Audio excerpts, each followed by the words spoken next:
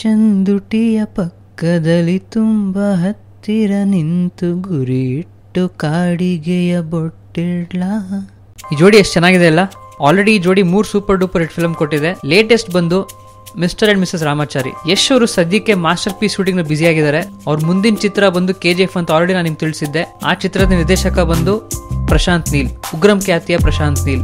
KGF ಬಗ್ಗೆ ಇನ್ನೊಂದು latest update ಏನು ಅಂತ ಹೇಳಿದ್ರೆ, ಗಾಂಧಿನಗರ ಗಲ್ಲಿಲಿ ಈ ಚಿತ್ರ ಕೂಡ ರಾಧಿಕಾ ಪಂಡಿತ್ ಅವರ ಹೀರೋಯಿನ್ ಆಗಿ ನಟಿಸ್ತಿದ್ದಾರೆ ಅಂತ ಸುದ್ದಿ ನಡೀತಿದೆ. ಅದೆಷ್ಟು ನಿಜ ಎಷ್ಟು ಸುಳ್ಳು ಅಂತ ಇನ್ನೂ ಗೊತ್ತಿಲ್ಲ, ಯಾಕೆಂದ್ರೆ ಡೈರೆಕ್ಟ್ ಇನ್ನೂ ಅಫಿಷಿಯಲ್ ಆಗಿ ಅನೌನ್ಸ್ ಮಾಡಿಲ್ಲ. ಬಟ್ ಆದ್ರೆ ಚೆನ್ನಾಗಿರುತ್ತೆ.